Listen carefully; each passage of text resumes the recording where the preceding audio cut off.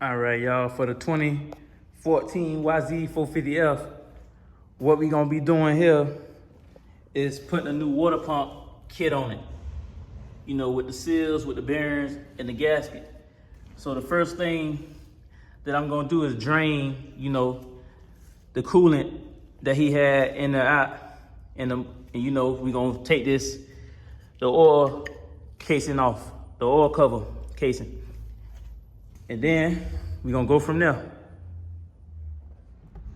As y'all can see, man, I'm draining what it looks like they had, which is water inside of the radiator.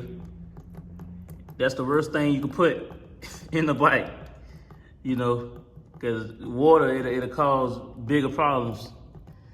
So he had water inside of the radiator, which is draining right now. So, a quick tip I meant, don't run water in the radiators. Always coolant. But other than that, we're gonna go from there.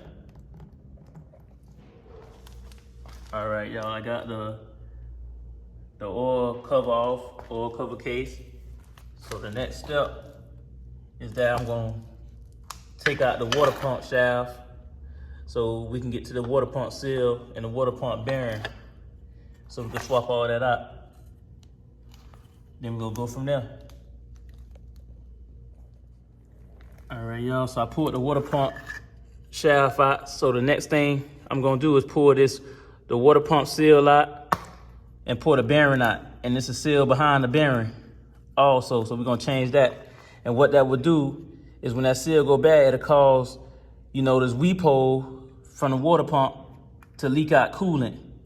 And that's how you need, that new seal behind the bearing, the water pump bearing. But other than that, we're gonna take these out and we're gonna go from there. All right, y'all. So I went ahead and took those bearings out and took the seals out, as you can see. And so this is the old seal and the old bearing. This seal that goes in first, then the bearing goes in after that seal. And this seal is what will cause, the weep hole to leak out coolant from the water pump. So right here we have the brand new bearing and the brand new seal. So we're gonna put the seal in first, and then we're gonna put that bearing in after that seal. And then on the other side, we're gonna put in, the other seal, the other water pump seal. And then we're gonna go from there. All right, y'all, so I went ahead and put that new seal in and put the new bearing in. As you can see, got that brand new bearing and the seal behind it. And then I went ahead and put the water pump seal back in, the other water pump seal.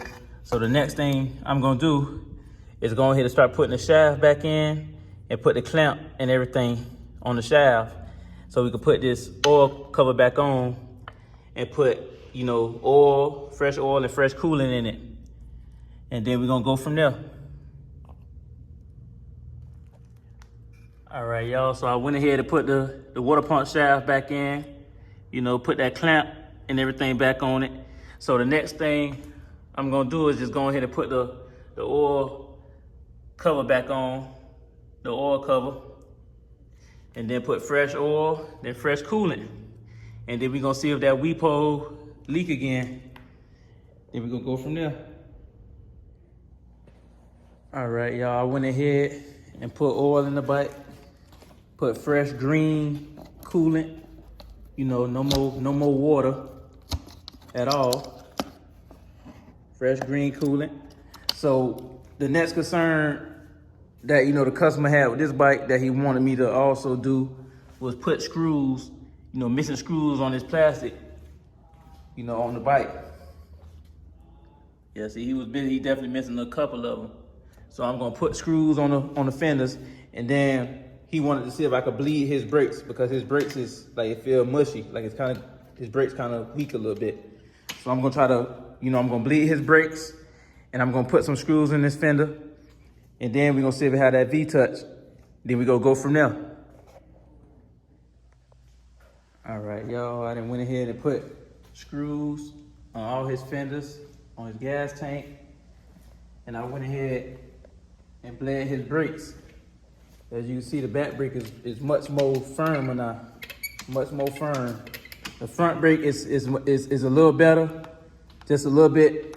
But if it get any worse than that, he definitely gonna need a new front brake master cylinder. But other than that, we're gonna see if it had a V-touch.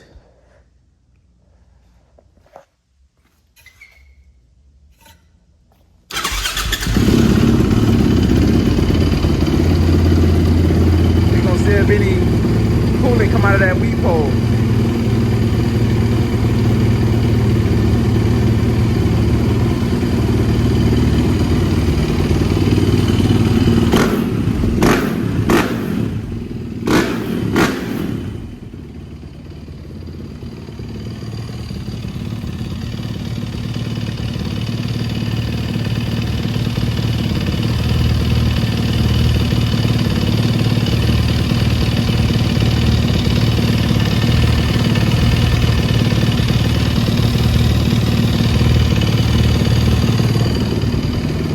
Is coming out the weed pole.